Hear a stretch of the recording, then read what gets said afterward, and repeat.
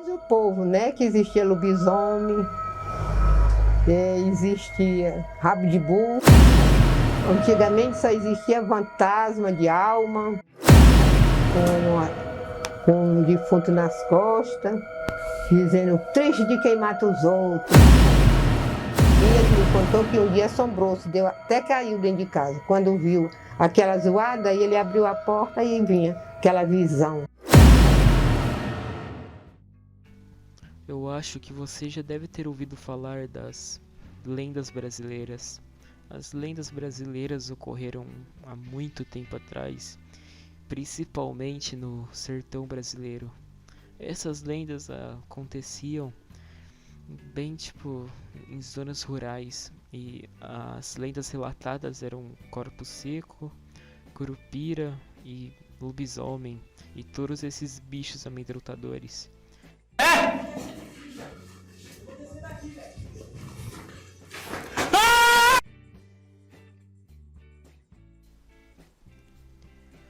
Bom, começando o iceberg, na primeira camada, nem no iceberg a gente está ainda, para falar a verdade, tá no céu aqui.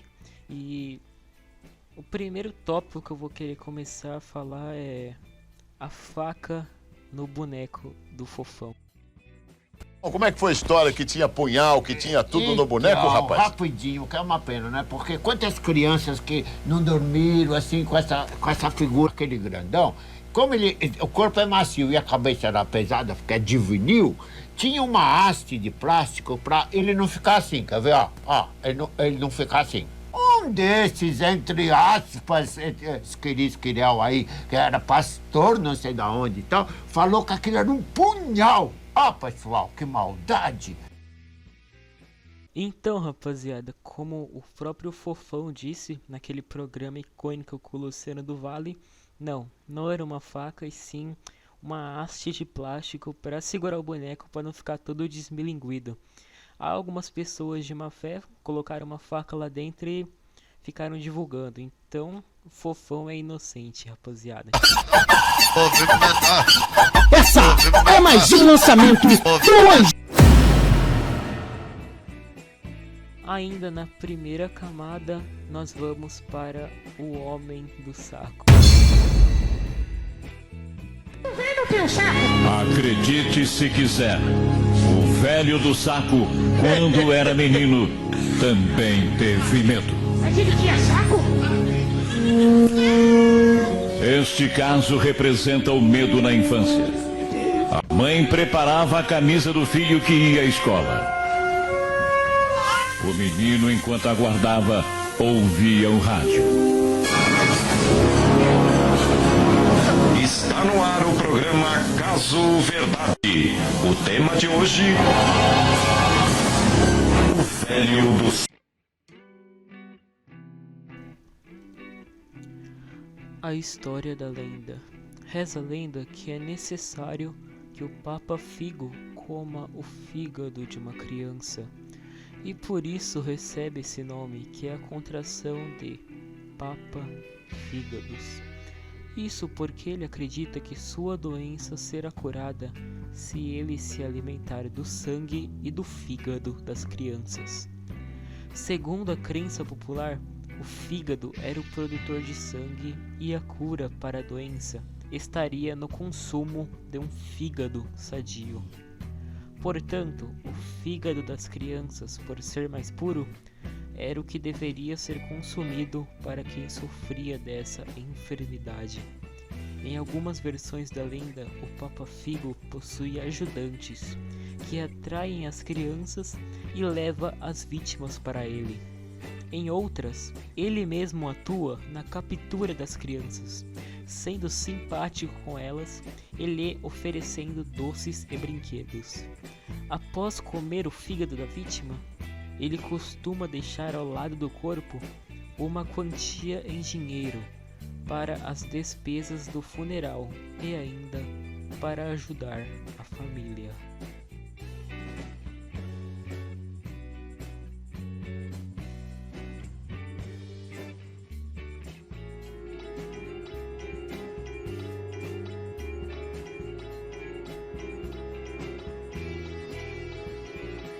Coab de Carapicuíba, 130 mil pessoas, 15 mil apartamentos, 355 prédios, 12 escolas e uma gangue do palhaço.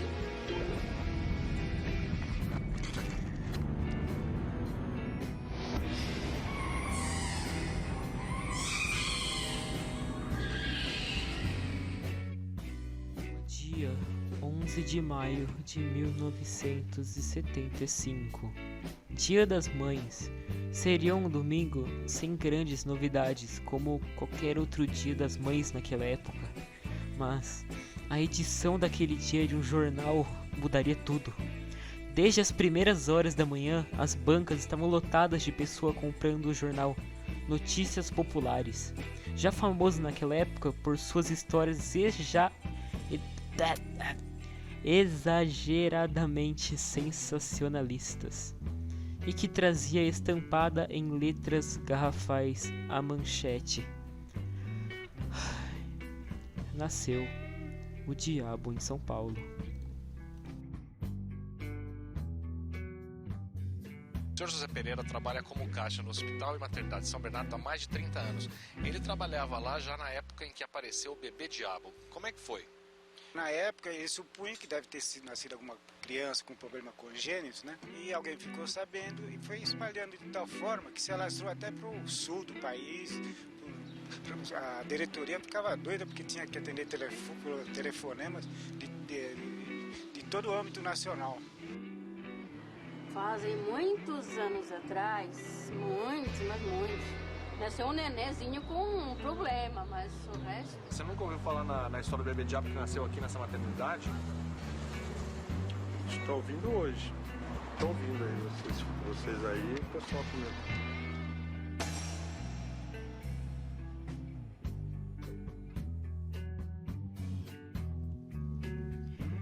O bebê diabo foi tema de diversas notícias falsas publicadas pelo jornal brasileiro Notícias Populares entre maio e junho de 75. Segundo o jornal, um bebê diabo teria nascido numa maternidade em São Bernardo do Campo. A cobertura do fato levou a um aumento na venda dos exemplares. É considerado um dos fatos mais marcantes do Notícias Populares e foi analisado em livros e artigos acadêmicos. Bom, pessoal, é falso.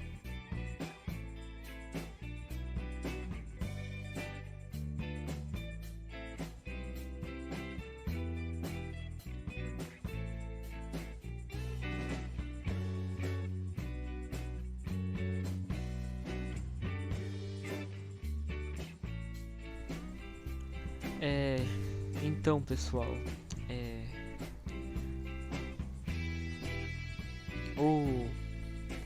é bem complicado falar sobre o assunto porque é basicamente uma música que retrata a história de uma menina que como que eu posso explicar?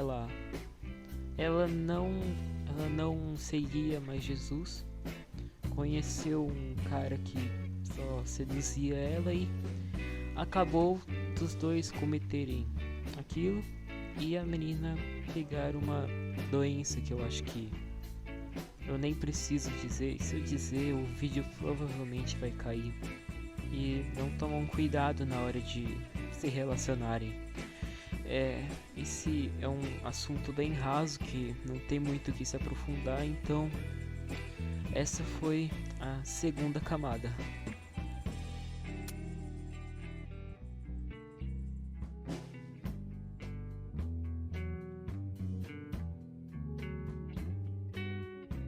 Estão sendo julgados em Pernambuco um homem e duas mulheres acusados de canibalismo. O caso aconteceu há 6 anos na cidade de Garanhuns. Jorge Negromonte da Silveira, Isabel Cristina Pires da Silveira e Bruna Cristina Oliveira da Silva, conhecidos como os canibais de Garanhuns, voltaram ao banco dos réus nesta sexta-feira, no Recife. Eles são acusados de assassinar e esquartejar 2 mulheres em 2012. Segundo a promotoria, os réus faziam parte de uma seita e acreditavam que as vítimas eram impuras. Depois de cometerem os assassinatos, Jorge, Isabel e Bruna consumiam e produziam empadas com a carne das vítimas. Participei, sim, eu tive que participar, não tive outra opção. Bruna está presa no presídio feminino de Buíque, também no interior do estado. Admite ter participado do crime e acusa Jorge de tê-la matado. Canibais de Garanhuns foi como ficou conhecido o trio formado por Jorge Negromonte, Isabel Cristina e Bruna Cristina, condenados por assassinar, esquartejar, consumir e vender salgadinhos de carne humana em Garanhuns, Pernambuco, no Brasil. Eles faziam parte de uma seita chamada Cartel, cujo objetivo era a purificação do mundo e o controle populacional. A ingestão de carne humana fazia parte desse processo de purificação. O trio planejava realizar uma quarta morte que encerraria o ciclo da seita e abriria um portal para o acesso ao paraíso. No entanto, eles foram presos antes de completar esse objetivo. As vítimas do trio foram Jéssica Camila da Silva Pereira, assassinada em 26 de maio de 2008, e Gisele Helena da Silva e Alexandra da Silva Falcão, em 2012. A carne das vítimas foi utilizada para fabricar salgados, como empadas, que foram vendidas para a população de Garanhuns, e alguns moradores relataram tê-los comido, sem saber de que eram feitos. Afetado por uma doença mental, Jorge publicou em cartório no mesmo ano o livro Revelações de um Esquizofrênico, no qual narra as alucinações de que padecia desde a infância, bem como o consumo de carne humana e a confecção dos salgados. Em 2012 foram deferidos mandatos de prisão preventiva contra eles, após o desaparecimento de Gisele e Alexandra.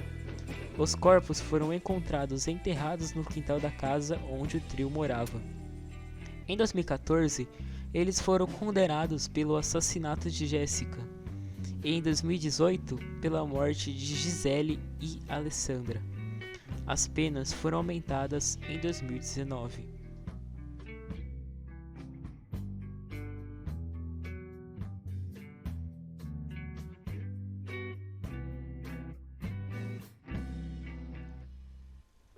Bom, isto foi uma grande fake news que viralizou pelo Brasil pelo simples motivo de que estava tendo uma estoura dessa doença aqui, e sempre tem pessoa querendo espalhar desgraça no mundo, então é fake e isso nunca existiu, foi apenas uma pegadinha de muito mau gosto de um Zé Ninguém aí que queria encher o saco.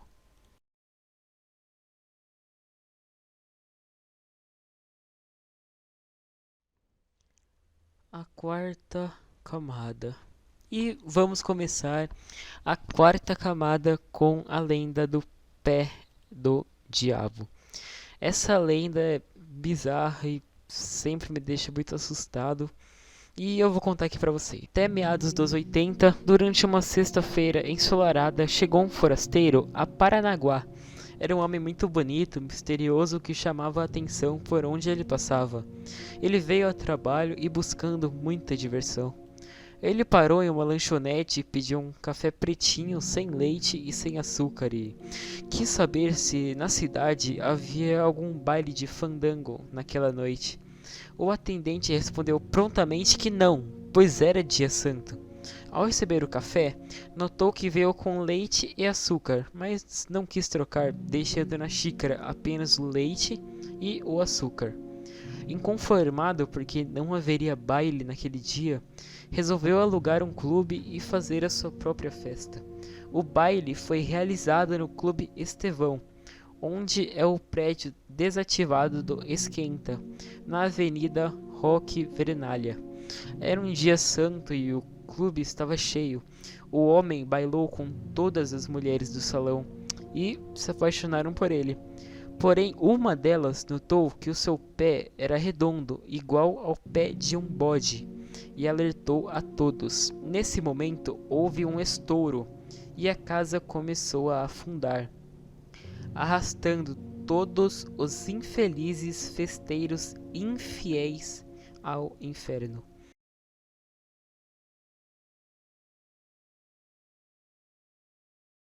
Essa é muito boa e nem todo mundo conhece. A história do fantasma do Palácio da Liberdade assombra BH desde sua fundação. Desde que o governo de Minas decidiu que no lugar do casebre da Dona Maria Papuda ia ser o Palácio da Liberdade, o trem não ficou bom não, deu ruim. Diz que Maria não aceitou de jeito nenhum que a casa dela fosse demolida. E aí ficou assim, brava, para não falar, né? E aí o que aconteceu? Rogou uma praga. E aí ela chegou, depois de morta, né?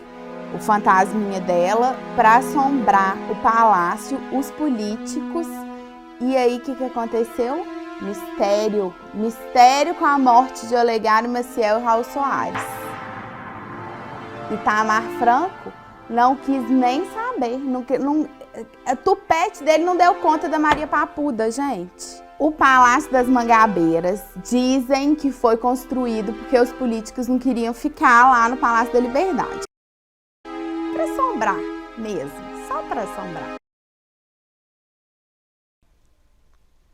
Eu gostei bastante da explicação da mulher e eu quis colocar aqui no vídeo para vocês verem, mas é só isso.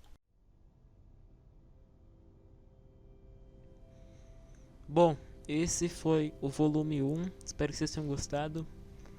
E em breve vai sair a parte 2, vou tentar melhorar a qualidade. Então, falou!